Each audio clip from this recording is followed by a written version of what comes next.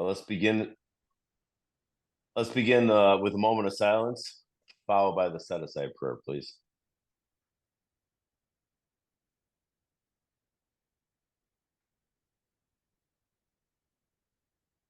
God, please set aside everything I think I know about myself, my manageability, my spiritual path, and you for an open mind and a new experience of myself, my unmanageability, my spiritual path, and especially you. The purpose of this book is not affiliated with AA, CA, DAA, or any other 12-step organization, nor are we bound to any fellowship by association. This is not a recovery meeting, rather it is a study of the Big Book of Alcoholics Anonymous and applicable to many fellowships. All right. In this intensive deep dive study of the Big Book of Alcoholics Anonymous, we read and emphasize the instructions, promises, prayers, questions, warnings, and other key information. We believe that we cannot get well unless A, we know what is wrong with us, B, what is the solution to that problem, and C, what is the action to get to the solution. Fortunately, the answers are in the book.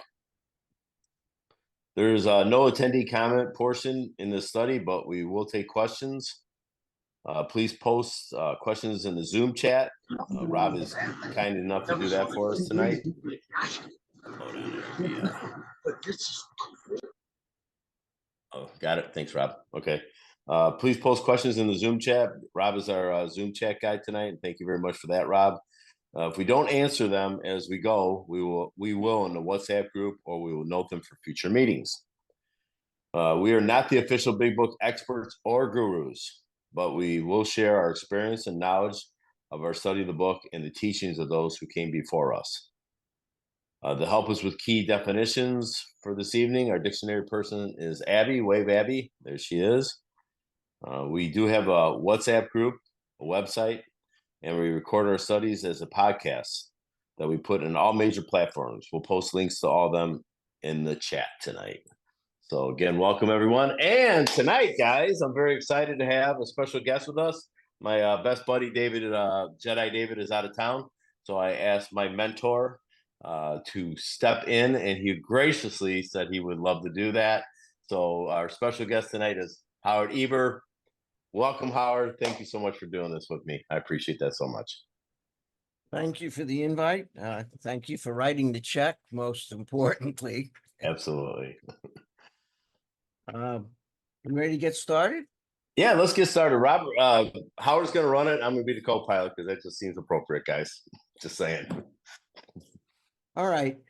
First of all, my name is Howard Eber, and I am an alcoholic. For those of you who don't know who I am, I have a Big Book study on Sunday evening, the information for which Rob has put in the chat. We also have a Monday evening meeting, a deep dive meeting where we go through the book one paragraph at a time, one paragraph a week. And the Sunday night meeting, which has been on Zoom for about 4 years, has been ongoing nonstop on Sunday night for about 13 or 14 years now. So we've been doing it for some time. Be that as it may, we are on chapter 6, Into Action, page 42. Into action, not into thinking, not into feeling, into action. Couple of things I want to point out about the first few lines. There are 6 things that Bill points out here that will have happened if we have done the steps up until this point out of the Big Book. So as I come across them, I'm going to number them for you so you'll know exactly what we're talking about. And then I'm going to come back and spend a few minutes on some of the terminology that he uses here that I think is quite important.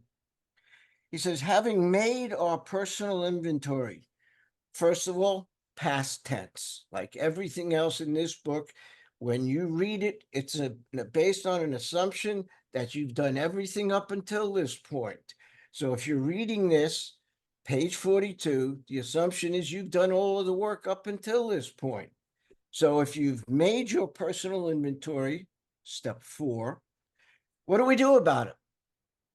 Well, We've been trying to get a new attitude, and I'm going to suggest that you highlight this whole next sentence.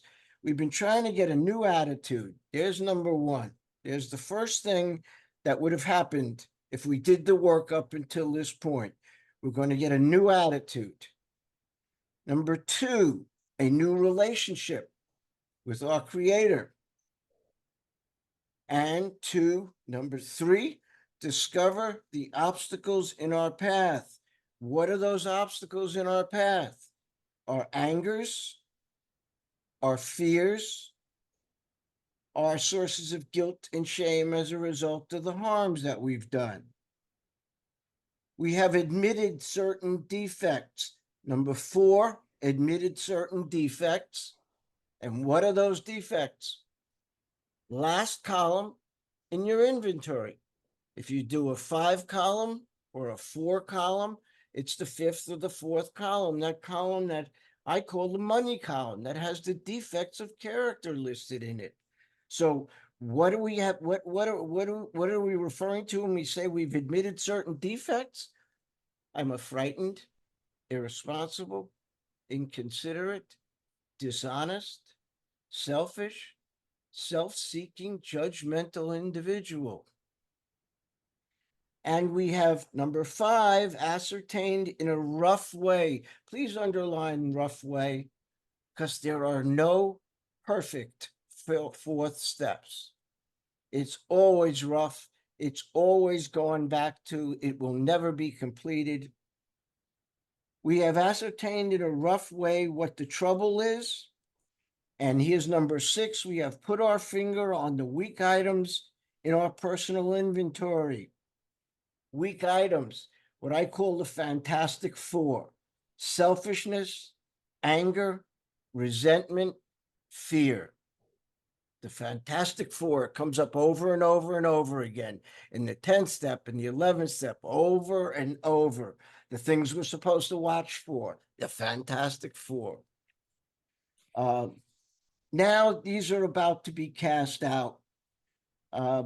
I'm going to stop there for a minute because I said I wanted to talk about certain terminology that he used, and I think this is as good a time as any. The second line says, we've been trying to get a new attitude and a new relationship. Anyone ever think about what that means? What is the new attitude? What is the new relationship? Well, let's take it one at a time. Back in chapter 2, we're directed to read the spiritual experience appendix. And in that, we're told that a spiritual experience, a spiritual awakening, was defined as, quote, a personality change sufficient to bring about recovery. And then we define the word personality as, quote, the way we think and feel, our attitude, and outlook upon life, people, etc. So, if I just turn the words around a little bit, a spiritual awakening brings about a new way of viewing people, life, etc. In other words, a spiritual experience brings about a new attitude. So that's what we mean when we say this new attitude. Excuse me. But how does it manifest itself? At this point in our recovery, how does it show up in our lives? Well, hopefully, we've begun to see that others who've harmed us, who've offended us, are sick in self too. And if we can do that, just that much, we don't feel under constant attack. That those people who hurt us are not doing it to us. They're just doing it. And it becomes less personal that way. They're acting out. They're not attacking me. It becomes less personal when I understand it that way. Now, we've completed this searching and fearless moral inventory called for in our 4th step, and we've begun to develop this new relationship with our Creator. Well, how have we done that? Well, how has that manifested itself? We know about this new attitude. Well, what about the new relationship? How has that shown up? Well, if we go back to the instructions for every one of the lists in our fourth step, we're directed to do something. Bring the boss in. My sponsor taught me that anytime we invite God into the situation, the dynamics immediately change. We may not see it, we may not realize it, but they change. So what we have been starting to do to get this new attitude, this new relationship with our Creator, is to rely on our Creator. So to deal with our anger, we're told that we have a prayer to ask. We ask God to show us, to help us show them, the people who offended us, the same tolerance, pity, patience we would cheerfully grant a sick friend. When a person offended, we said to ourselves, this is a sick man. If that isn't a new attitude, I don't know what is. And asking God to help me do that is my new relationship with God. How can I be helpful to him? God, save me from being angry, thy will be done. Now, when it comes to fear, we have the same situation. Bill says we ask God to remove our fear and direct our attention to what he would have us be. Remove our fear, and have us be. What would God have us be? In all times, in all regards, it is courageous. The opposite of fear is courage, not faith, courage. Faith comes as a result of exercising courage enough over a period of time that we can rely upon that and we know that it's there and we're certain of it, and that is faith. But initially, it's not. Initially, it's just courage. So we ask God to give us the courage to walk us through these things, and we commence immediately to outgrow that fear. When it comes to sex problems, we're told that we ask God to mold our ideals and help us live up to them. And in any other regard, he says we ask God what we should do about each specific matter. So, in general, our new relationship with our Creator is we invite him in to every dilemma when we are uncertain, when we are unsure, we are no longer functioning on our own. We have tapped into this power. We haven't even gotten into where it is and how it is at this point. We just know we have started this new attitude and this new relationship with our Creator. And what I started to read at the end of the paragraph is Bill saying, now these are about to be cast out. Now. That tells us when we are, in case you missed it, that tells us when we're supposed to start our fifth step. He began the paragraph by saying we have finished the fourth step. Now we start the fifth step. Well, now means now. When my dad said, Howard, now, it was now, or it was a problem. So that's what Bill is saying. Now these are about to be cast out. Please notice it doesn't say discarded. It doesn't say left behind. It says cast out. When I cast out something, I am discarding it with great force. I'm not just rolling down the window and dropping it in the street. I'm throwing it. And that's not probably the best comparison to talk about littering the highways. But the point is, I'm throwing something away with great force. That's casting out. This requires action. One of the things I like to do in our workshop, and I know David likes to point them out here too, is that there are a lot of musts in this book. For those who say there are no musts in the big book, there's a crap load of them. We've counted right now, I believe, about 139 musts. Sometimes they take other shapes, they take other forms. In this case, the word must appears anonymously as requires. So requires is a must. We circle it in green, however you want to denote it, but it is a must. This requires action on our part, which when completed will mean we have admitted to God. That's the spiritual part of our disease. Remember, we have a three-part disease: spiritual, mental, physical. We have admitted to God.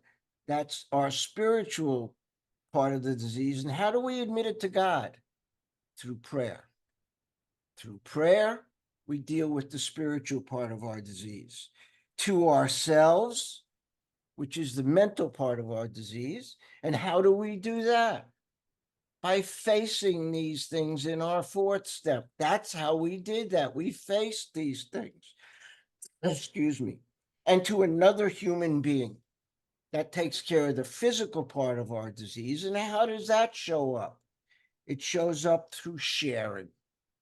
We share this inventory with somebody else, and that deals with the physical. This is the first step that Bill starts to tie in the three parts of our disease. The spiritual, the mental, and the physical start to come together in the fifth step. So he says, and to another human being, the exact nature of our defects. This brings us to the fifth step. And I'm going to stop there for a minute. And I'm going to ask you if you notice what Bill just did. Let me read that again. He said, and to another human being, the exact nature of our defects. This brings us to the fifth step. What does the fifth step say? The wording of the fifth step says, admitted to God, to ourselves, and to another human being, the exact nature of our defects. Right? No. The narrative says defects. The step says wrongs. What's the difference between a wrong in the fifth step, a defect in the sixth step, and a shortcoming in the seventh step? Nothing. I hate to burst your bubble. I know there's a lot of people out there pontificating about the difference and bloviating on the difference between those three things. But when you ask the guy who wrote this book what he meant when he used those words, he said they mean the same thing. In basic compositional English, I learned to try and find different ways of saying the same thing, because when you repeat words over and over, it shows a lack of intelligence. And Bill said, I like people to think I'm pretty smart, so I don't like to repeat things over and over. And if you think about it, when people repeat things over and over, it's a show of a lack of intelligence. You know what I mean? You know what I mean? You know what I mean? Yeah? Like? Huh? You know what I mean? Like, yeah? Huh? Right? That's what we're talking about. So he's using the word defect here in the narrative, but in the step it says nature of our wrongs means the same thing. This brings us to the fifth step in the program of recovery mentioned in the preceding chapter. And I'm going to step aside and let David take over a little bit. Thank you, Howard. I appreciate that. It was very fulfilling. So I'm not going to have a lot to add, obviously, because Howard's my number one guy. I've been studying with him all the way through the text here for over a year, maybe coming into 2 years now. So a lot of my notes are Howard's notes, but it's important that I did study this big book so I can have a new experience with them. And my segue with the word new means in this text, in that paragraph there, it talks about, as Howard pointed out, we have been trying to get a new attitude. This is something I've not experienced before. Anytime I see the word new in the big book, it's an experience that I have not seen before. So, and then it says here that in a new relationship, again, I'm going to continue my relationship with a power greater than myself. I'm finding out now that I have this power is available to me. I'm supposed to start to pray to it. And as Howard pointed out, and when I invite him in that moment, things change miraculously. I can't explain it. I'm just telling you, sharing my experience with the whole thing. And then as we go through about half of that paragraph, and this is the last thing I want to comment on, because otherwise I'll be being redundant here. It says, now these are about to be cast out. So as he gave the analogy, you know, if you cast out with a fishing rod, you're really throwing that fishing rod right out there. But if we want to connect some dots in the Big Book of Alcoholics Anonymous, we can go back to Carl Jung's story with Rowan Hazard on page 27 in the fourth paragraph. And he talks about it in mid paragraph. He talks about our ideas, our emotions, and attitudes, which once were the guiding force of our life, of these men are suddenly cast to one side, and a completely new set of conceptions and motives begin to dominate them. If this was a self-help program, guys, I could teach myself or go to some therapy how to manage my feelings or deal with my feelings. But it's saying here, no, this is going to be cast out by a power greater than myself, not by a human power. Again, it can't be explained. It's a phenomenon. You know, Carl Jung said he couldn't explain it. You know, it can be observed, but it can't be explained. This is about relationship with power, but they will be cast aside. This happens for all of us here because I'm getting a new relationship and a new attitude with my creator. That's all I got there. Okay, let's continue. This is perhaps difficult. Duh. Bill knows us quite well. You know, he's always throwing in these little comments like, at some of these we balked. What an order, I can't go through with it. Well, here's another one of those. He's sympathizing that this is perhaps difficult, especially discussing our defects with another person. Again, defects, the step says wrongs. We think that we've done well enough in admitting these things to ourselves. These things, incidentally, are our defects. So he's saying, we feel pretty good. We did a pretty good job with that fourth step. I did great. I got everything down on paper. I'm feeling pretty good about myself here, right? I did a pretty good job. And then he says, there's doubt about that. Bill is the atypical Jewish mother.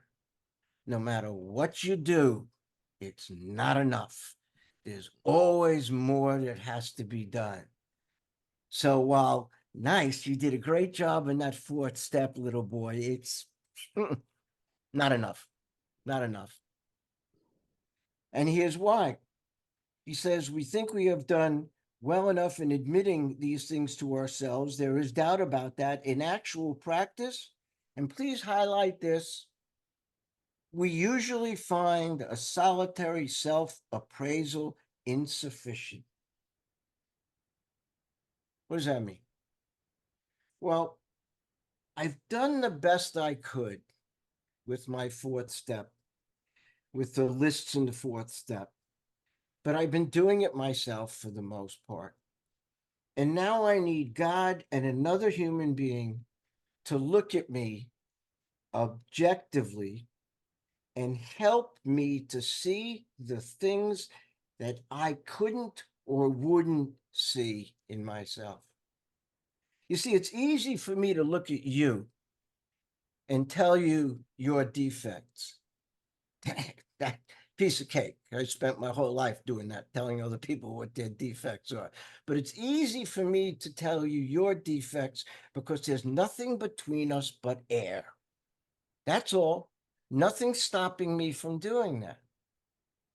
But there is a lifetime of rationalization and justification between me and the truth, so that it makes it very hard for me to see the things in me that might be so abundantly clear to someone else. It's not like looking in the mirror. There's a lot of fog and a lot of baggage built up between me and that mirror. So that human being that we're going to be talking to here should be someone who has walked this path before us. Because if we don't get someone who's walked the path before us, all we're going to get is confession. All we're going to get is a little catharsis. We're going to get some relief from letting go of these things. But this is not about that. This is about change. that the person who's doing this is going to listen to us and not make many changes in columns 1 and 2. In fact, he probably isn't going to care a damn about 1 and 2. I don't. But when we get to column 3 and we start to talk about the basic instincts, you better hope that your sponsor knows what that's about, because they should be able to call you up on some things where you say that, well, I think it was just my relationship instinct. Whew, hold on a second. I think it was your ambition. And here's why. I need somebody to see that, who has done this before, who can extract the information that I will need for the sixth, seventh, eighth, and ninth step. And if you haven't done that work, you can't do that. So the person who I'm doing it with isn't going to change much about columns 1 and 2. He's probably going to change a few things about column 3. And whether you call it column 4 or column 5, the final column, he better have some things to say. Like when I say, gee, I think I was a little inconsiderate, I need my sponsor to say, are you kidding? You were downright dishonest. Come on. That's what we need. Somebody who could see the truth about ourselves that we don't or won't see. Not somebody who hasn't done this before. We need somebody who's walked this path before us. Why? Because a solitary self-appraisal is insufficient. It may be cathartic to get this stuff off your chest. It may be liberating. It may be cleansing, but it's not instructional. And we need information to take from us, take out of the 4th step, that we could use to change, because that's what the process is about. Change, to produce a personality change sufficient to recover. To change, I need to learn, for one thing, what has to change. And that's where we discover in our inventory. That's what an inventory is. Discovering the things in our character that need to be changed, those damaged and unsaleable goods. So let me finish this paragraph. Excuse me. Many of us thought it necessary to go further. We'll be more reconciled to discussing. Reconcile just means in agreement, incidentally. That we'll be more in agreement to discussing ourselves with another person when we see good reasons why we should do so. Follow this. Watch what Bill does here. He said the best reason first, right? Best reason first. So in your list, here's number 1, okay? And highlight this, please. If we skip this vital step, we may not overcome drinking. Vital is life supporting. One of my lungs is not a vital organ. I could live with one lung. One of my kidneys is not a vital organ. My heart is a vital organ. I've only got one of those. I can't live without it. A vital organ is life supporting. I've lived most of my life as if my brain weren't a vital organ, but technically it is. I just didn't use it very much. But be that as it may, it's a vital organ. So Bill says the first reason, the best reason first, right? So number 1, if we skip this vital step, we may not overcome drinking. I'm going to give you a little tip. Don't bother writing number 2 or number 3 or number 4, because there is none. There is none. And I don't know about you, but if you tell me that the reason for doing something is if I don't, I'll die, I'm in line, right in the front of that line. I don't need a second or a third reason. That if I don't do it, it's going to kill me. I'm there. I'm down. I don't need any more information. But Bill is funny. Bill plays these little games. Sometimes I think he's doing it just to see if you're paying attention. But in any case, he says, time after time, newcomers, and I'm going to suggest you add 2 words after that, and beginners. I don't care if you have 20 years in this program. I was around for 24 years before I discovered this book. Damn near killed me, but I'd been around a while. So we're talking about people who have not had experience with the big book. In other words, haven't had experience with the program of Alcoholics Anonymous. And who are those people? Well, newcomers, obviously, but also beginners. Those that don't drink and go to meetings, people. Well, if we can get into these rooms here, we've got a shot at them. So time after time, newcomers have tried to keep to themselves certain facts, excuse me, about their lives, trying to avoid this humbling experience. And incidentally, humbling does not mean humiliating. To humble oneself means to recognize one's shortcomings, to be aware of one's defects. That's all it means. So when he's saying to avoid this humbling experience, it's just seeing the truth in ourselves, recognizing our defects and our assets at the same time. They've turned to easier methods. Please highlight this. Almost invariably, they got drunk. Now, I'm going to suggest that the rest of this paragraph be personalized. I'm highlighting the whole rest of the paragraph.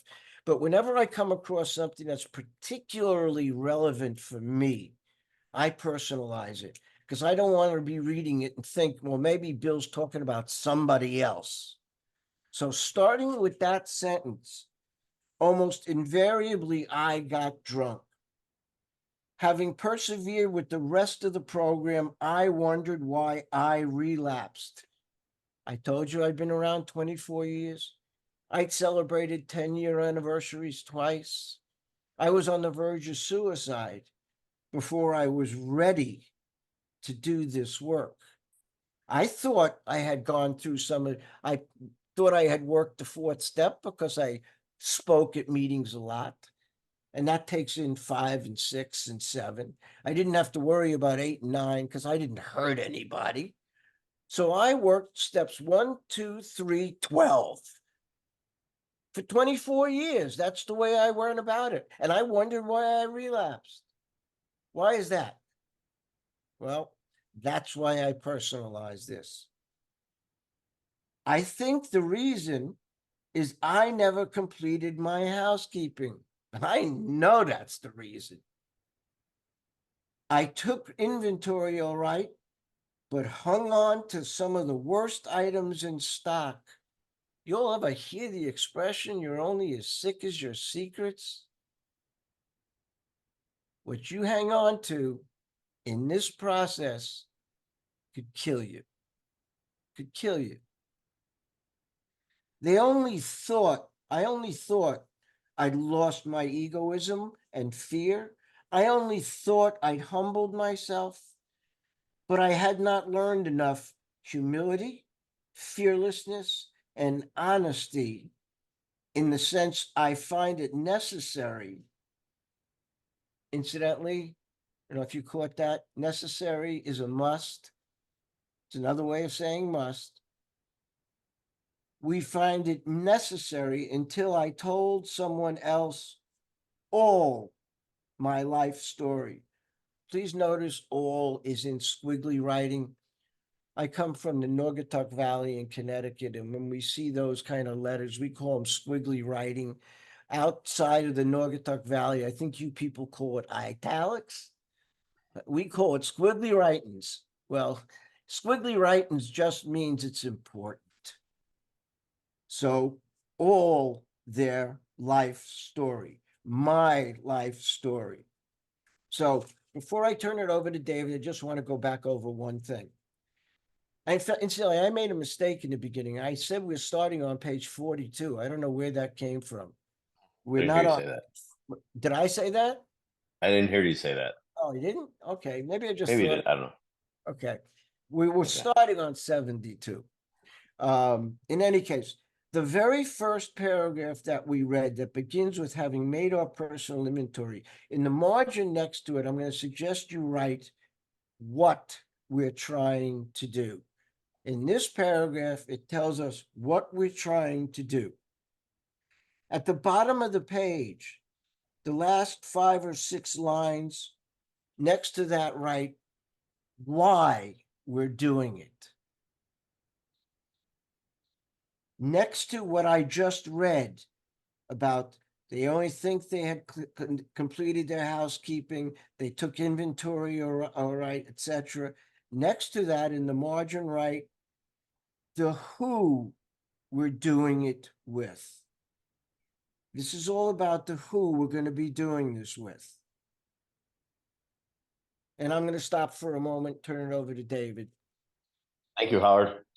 Yeah, if you looked at my book, it pretty much everything that Howard says in here. But I will tell you, if I just went back to that first paragraph, because I didn't touch on this just for briefly, when Howard brought up the word now, these are about to be cast out. So that is a reference again, like Howard said, that when we start our 5th step.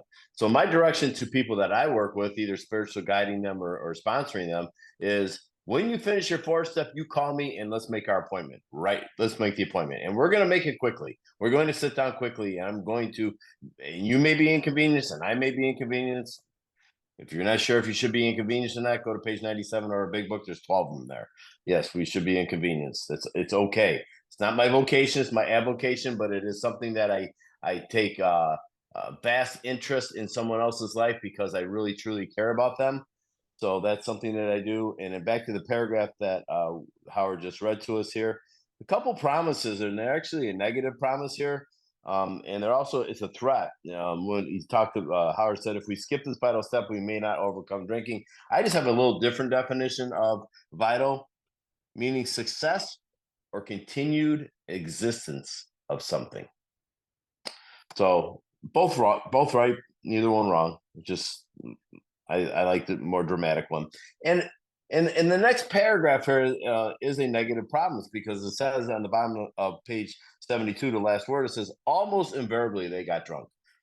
That is a negative promise. I'm going to get drunk if I don't do this. And one of my favorite speakers that I like to listen to because he talks about disease of perception is Clancy.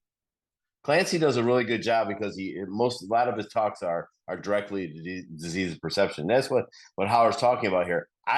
And the book is talking about it. They thought that they lost their egoism and their fear, and they thought they had humbled themselves. These are my thoughts that I think my life is getting straightened out. That somehow I'm doing this on my own power. The glasses, the lenses that my sponsor wears are way different than the ones that I wear.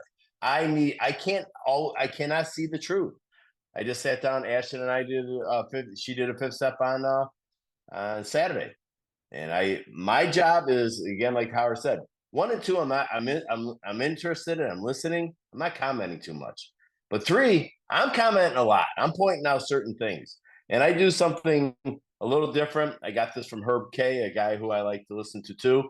Is when it's a situation that's based off of self-esteem, and you're having an issue with whatever the problem may be, and who you're angry with and what it caused, and self-esteem pops up, I ask you to go in your mind's eye and get up on a stage in an auditorium full of all your peers at work.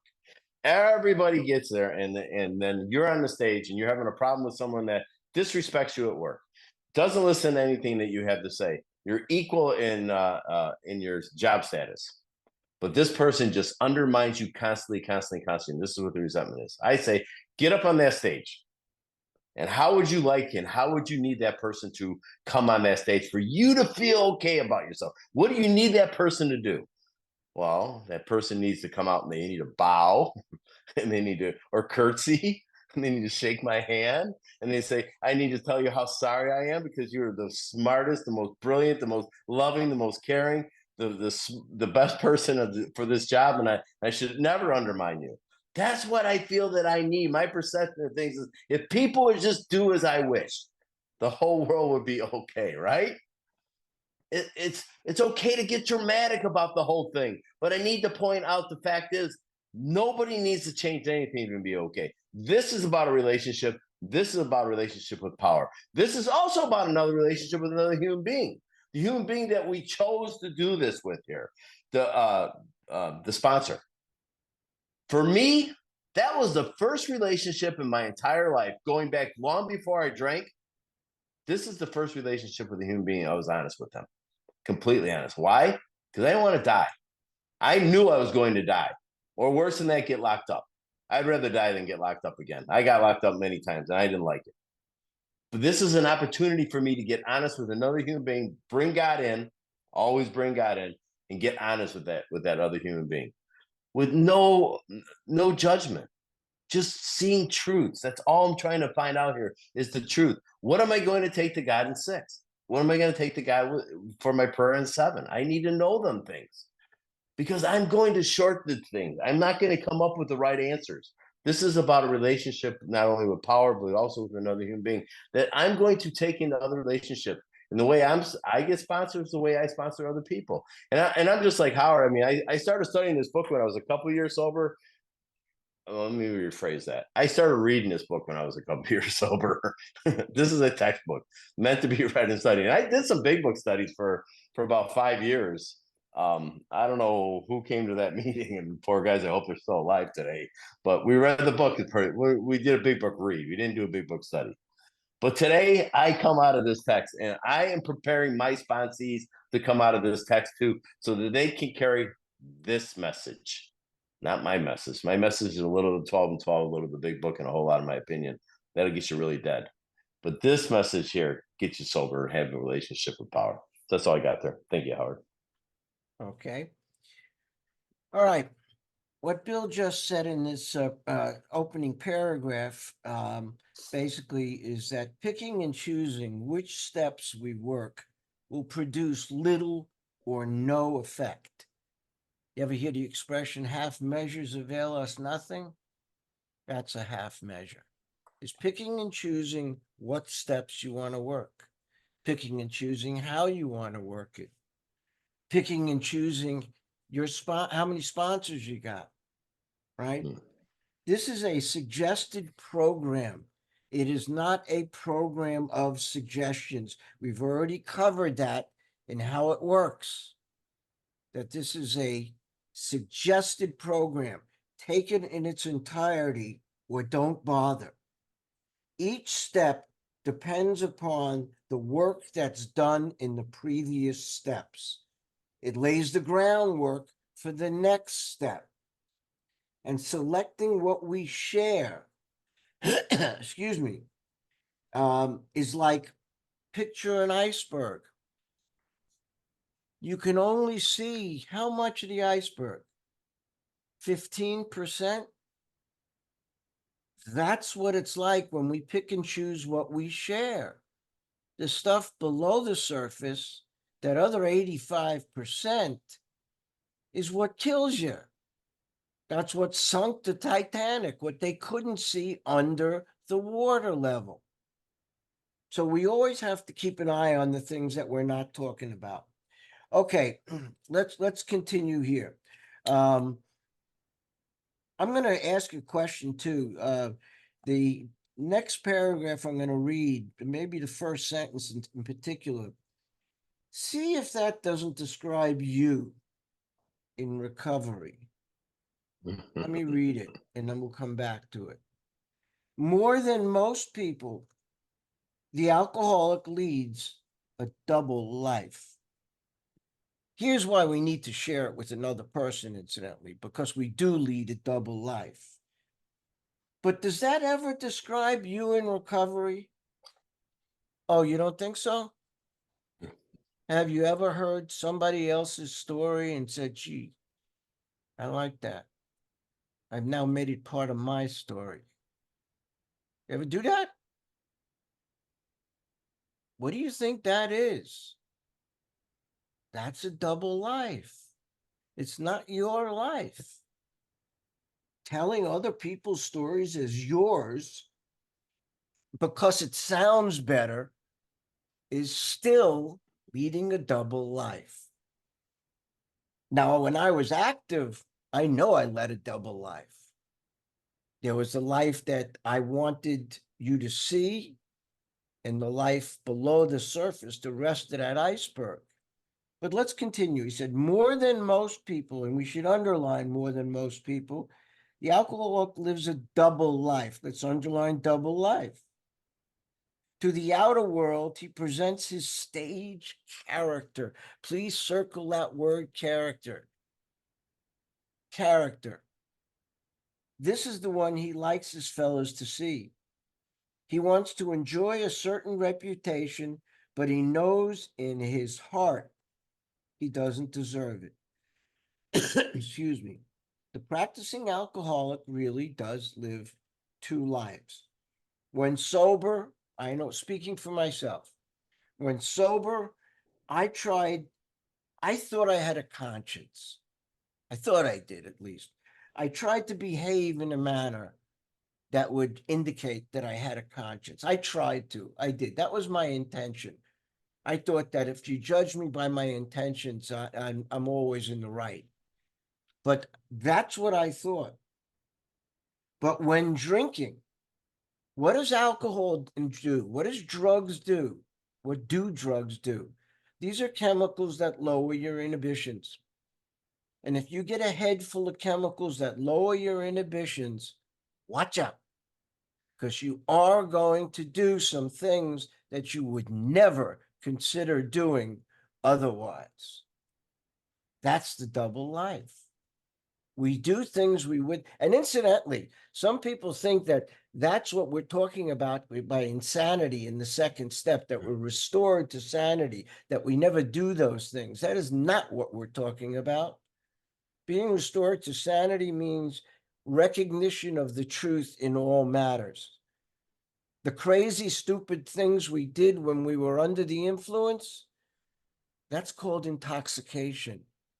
It's called inebriation. You're wasted. You're high. You're not insane. That doesn't make us insane.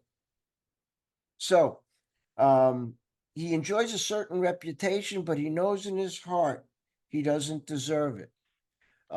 David, you want to throw in anything on that? Yeah, just real briefly, I think, so when we talk about more than most people, the alcoholic leads a double life. So I used to segment my life in different ways. As Howard pointed out, when I'm just reading this big book and I'm only doing steps 1, 2, 3, 12, 1, 2, 3, 12, stuff like that. How am I having any internal condition being changed inside of me? Nothing was different. Nothing. It was I'd be able to modestly be able to behave a certain way once in a while, but for the most part, I'd come home and get an argument with my wife right after a meeting, right after a really good meeting of Alcoholics Anonymous, because I wasn't practicing these principles in all my affairs. I was always stepping in her yard, taking her inventory, right? I was always like judging other people. I was the arbiter of everyone's life, period, the end. That's living a double life. That is not the way I live today. I live my life as honestly as I possibly can today because I'm always inviting God in.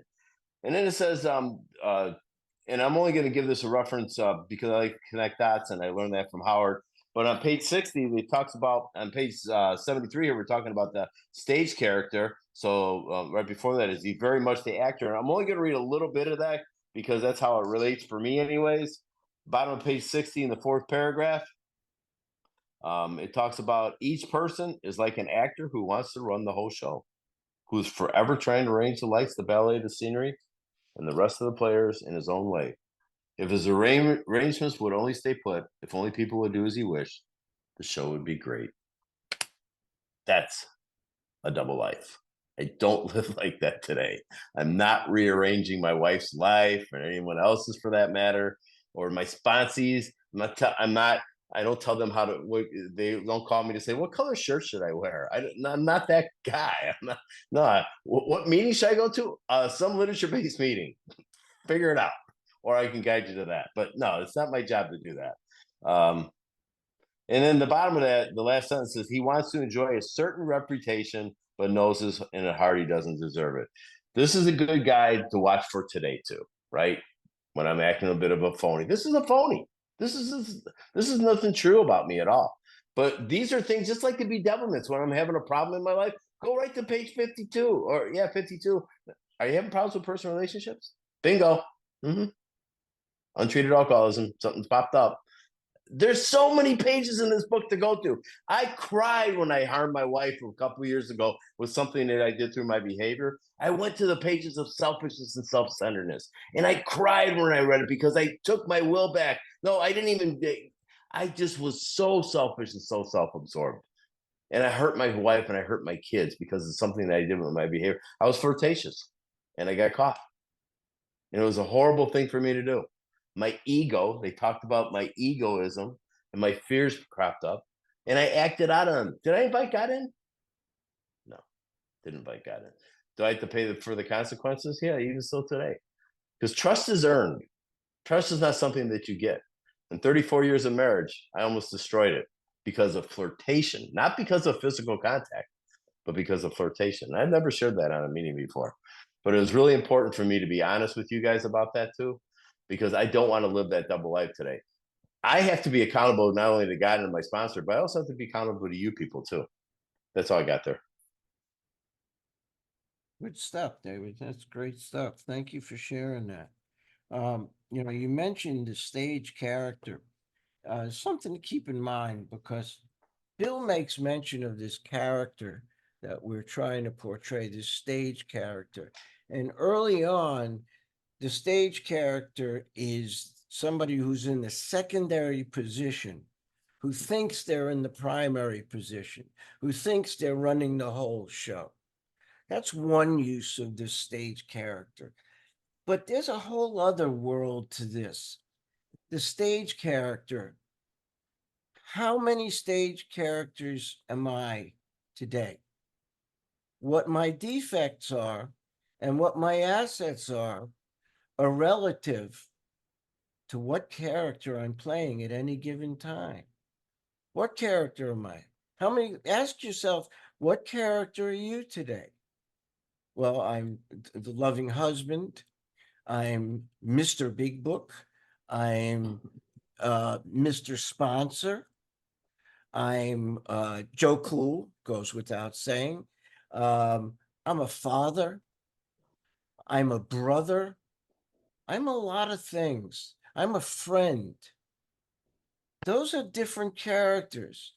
Now, when I exhibit behaviors as one of those characters, I may be exhibiting something that may be an asset in that case and a defect in another character, and vice versa. So when I look at assets and defects, one of the things I ask myself first is, who am I being? What character am I portraying here? Think about that. Because we do that, and that's normal. I think we'll be doing, Mark Houston talks about it, to the fact that we'll be doing that to the end of our life. We'll always be playing different characters, but let's not fool ourselves. Just know what character it is you're playing. Okay, one other thing I wanted to mention.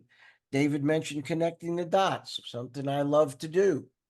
The last sentence here says he wants to enjoy a certain reputation, but he knows in his heart he doesn't deserve it. Please circle the word heart and above it write, see page 25, paragraph 2. Because on page 25, paragraph 2, we encounter a central fact of our life today. And that central fact is the absolute certainty that our Creator has entered into our hearts. So if my Creator lives in my heart knows if I'm portraying a certain character that's not real. That's innate intelligence. That's common sense. That's gut feeling. That's what that is for me. That in my heart, I know I don't deserve it because that's where God is. And God is saying, I wouldn't do that. That's innate intelligence. David, do we have time to go one more paragraph? Let's try. All right. The inconsistency is made worse by the things he does on his sprees. Coming to his senses, being sobering up, he's revolted at the certain episodes he vaguely remembers. Right? I used to have a sign above my bed that said, "Don't worry, Howard, you're home." I had to, first thing, I had to see that first thing. Coming to his senses, he revolted at the certain episodes he vaguely remembers. Heard someone speaking the other day saying that they had started the night with Bo Derek and they woke up with Bo Diddley. These memories are a nightmare. He trembles to think someone might have observed him. As fast as he can, he pushes these memories far inside himself. He hopes they will never see the light of day. He is under constant fear and tension. That makes for more drinking. You may want to, in this space adjacent to this paragraph, write spiritual malady. We're describing a spiritual malady here. We're filled with guilt and shame and remorse.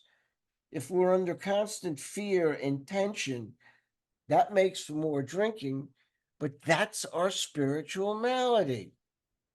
There are a lot of different words to describe restless, irritable, and discontented. I think those words just put it mildly. But here's another one: fear and tension. This is a spiritual malady. Should I go on, David? Yes, please. Good. I like this paragraph. Psychologists are inclined to agree with us. We've spent thousands of dollars for examinations. We know but few instances where we have given these doctors a fair break. We've seldom told them the whole truth. I couldn't tell the whole truth because I had no idea what the truth was. The only time I ever told the truth to these guys was when they asked me, "Why did you do that? You know what was going to happen when you picked up. Why did you do it?" You know what my answer was? I don't know. It's the only time I ever told the truth to one of these guys, counselors, psychologists, psychiatrists. I didn't even realize I was doing it. I didn't know because I wasn't in my right mind when I decided to do it. I had checked out. I had made a decision based on a lie, which means I crossed the line from being sane to insane. I was out of my mind when I made that decision. So when you ask me why did I do it, I have no idea. Nobody was home at the time. Unwilling to be honest with these sympathetic men, we were honest with no one else. Anyone identify with that? Just a quick show of hands, right? Small wonder many in the medical profession have a low opinion of alcoholics and their chance for recovery. Yeah, well, they have a low opinion for a number of reasons. One is we don't like to pay our bills. That's one of them. But we also have a tendency to come to these people like we come into rehab. We come into rehabs begging, "Please tell me what to do. Tell me, I'll do anything. Just tell me what to do. Just show me, tell me whatever it is. I'll do whatever it is that you think I have to do." But a few days later, after a few nights sleep, and as my friend Marty likes to say, a few big cheeseburgers, we start to run the whole place. What do you mean I can't use the phone at all times? What do you mean I can't smoke all the time? What do you mean I can't get in the car and go for a ride if I want to go pick up a hot dog or a pretzel or a bag of chips? What do you mean I can't do these things? No wonder why they have such a low opinion of us. I guess basically what this paragraph is telling me, and then I'll turn it over to David, is that we've lied to those people who have tried to help us. I lied because I felt they were interfering with my self-will, and I hated opposition. And I obstinately refused to follow advice. And that's what they were trying to give me, was advice. And I think one of the beautiful things about this book is that it's written in a non-judgmental fashion. We are free, completely free to decide whether we want to follow the successful example that's set before us, not advice. Not advice. This is a successful example, and it's up to us if we want to follow it. David? One brief thing. So we talked about it. We seldom told them the whole truth, nor have we followed their advice. So if we go back and connect the dots on page 20, Roman numeral 29 in our book, you don't have to go. I'll get it for you because we're running out of time. In the doctor's opinion, after they succumb to the desire again, this is the craving as some, or the obsession, as so many do, the phenomenon of craving develops. They pass through the well-known stages of a spree, emerging remorseful and firm resolution not to drink again. A lot of times you hear in the rooms of Alcoholics Anonymous, if you see an alcoholic's lips moving, they're lying. That's not true, because right there in the book, it tells me we had a firm resolution not to drink again. If you would have hooked me up to a polygraph, I would have passed it because I damn well meant it. So don't tell me I'm a liar when I'm moving my lips, because I have a firm resolution that I was never going to drink again. But on my own power, that's impossible. That's all I got. Thank you, Howard, so much, my friend. Thank you so much for giving me this opportunity. Loved having you here. That was so awesome. Thank you very much, my friend. Thank you. Is there any questions?